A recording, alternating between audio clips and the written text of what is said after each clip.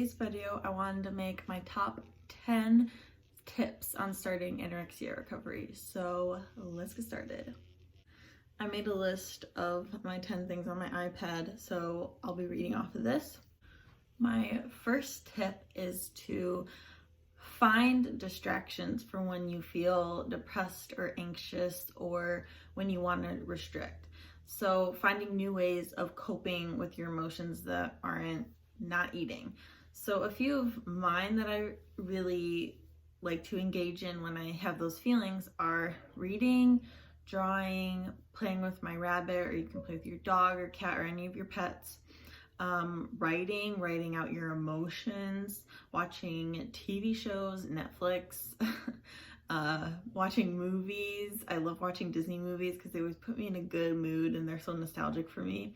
Meditating, talking with someone, or doing your makeup or doing your hair.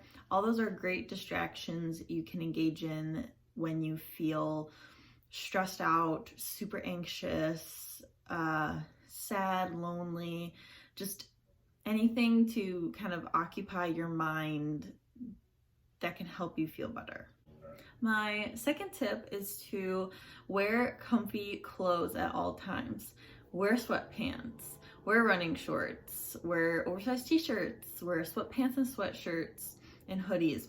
I basically lived in sweatpants and hoodies, and I just wanted to be comfortable. I didn't want to wear tight clothes, mostly because they didn't fit me anymore.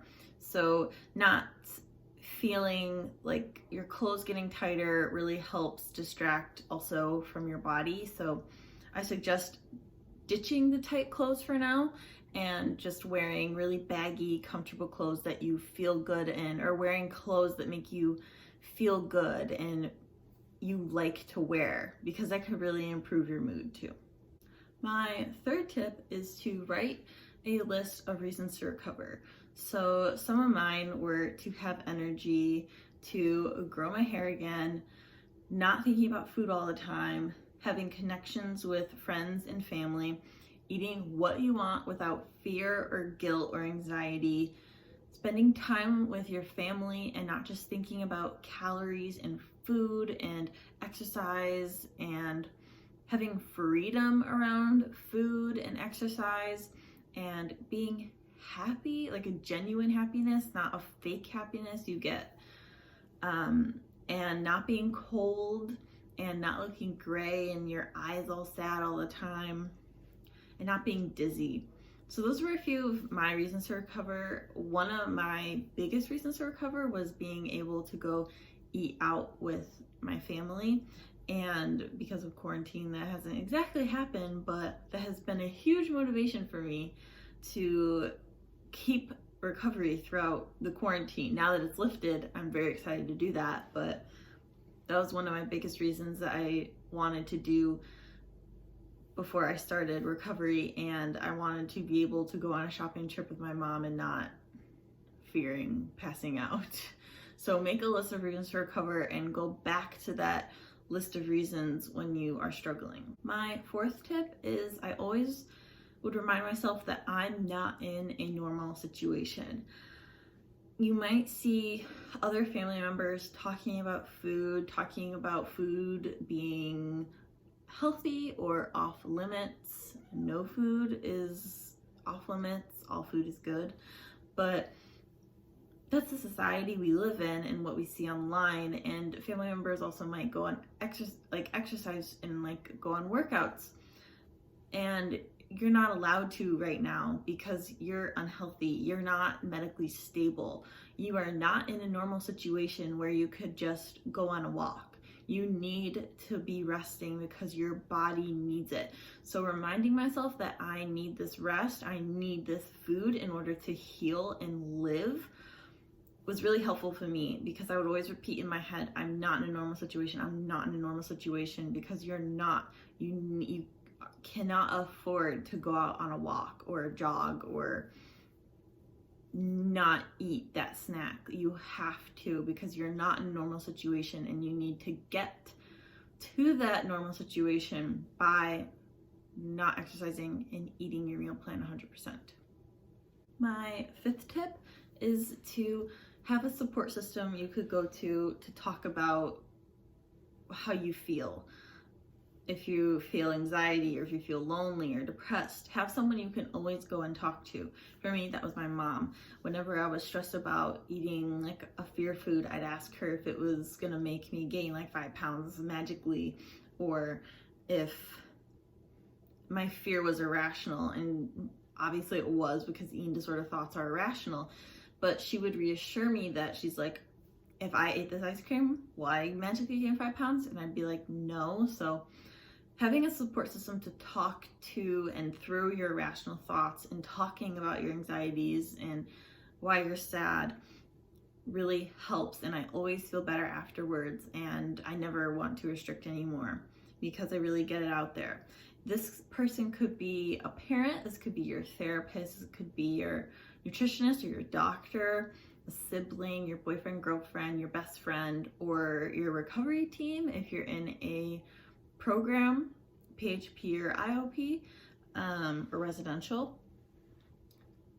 This could be anyone that you trust, and talking to them whenever you just need to let it all out, and just having someone there to spew out all your thoughts and emotions and to help you through that was very beneficial for me. My sixth tip is to allow all foods from the beginning.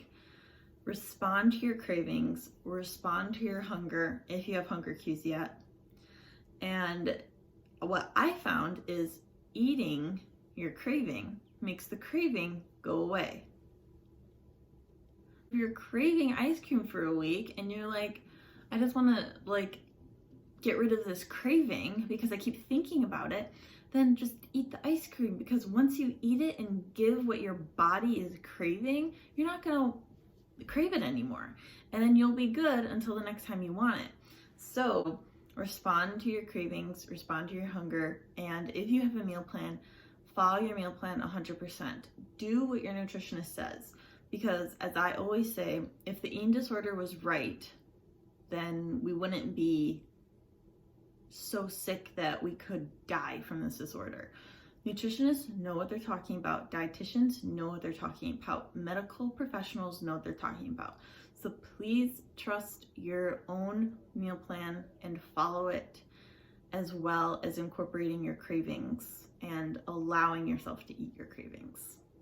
My seventh tip is, when you feel like you want to relapse, or you feel like you want to restrict again, or just completely quit recovery, remember why you started. Refer back to the reasons to recover, and remember how sad you were and how you never got the satisfaction you were craving in your eating disorder, how it was never enough. You could never get small enough, and how if you just go back, you're not going to find that satisfaction because you didn't find it before. I also like to remind myself that when I want to restrict again or relapse, that not eating slows your metabolism.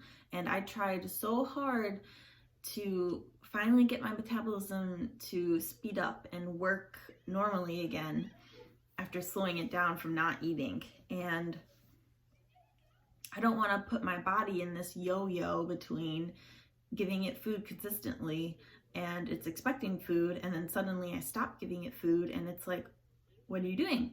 Give me food. So it's going to hold on to everything I give it, even if I'm not eating enough, because it was so used to the consistency of a meal plan that once you go in the wrong direction, it's going to suddenly slow your metabolism down, because your body is smart and it knows what it needs to do in order to be healthy. So I always remind myself of that. Not eating slows metabolism. Eating consistently, eating your meal plan, eating every 2 to 3 hours is so good for your metabolism, and that's how you get it to speed up. So I always remember myself that I don't want to go in this yo-yo. I don't want to trick my body anymore. I just want to heal my body. We're not tricking, we're healing. My 8th tip is to remember you've been through hard things before. You have survived 100% of your worst days this far. And even though it might be hard to recover, or it might be hard to eat that fear food, or it might be hard to gain weight, that recovery is so rewarding. You really do get happier. You really do not have your life focused around food anymore, and that freedom is so much happier, and you can enjoy life. So it might be hard. It might be hard to recover sometimes, but bad days don't last forever, and they end. Bad days end. You can't have a bad day forever.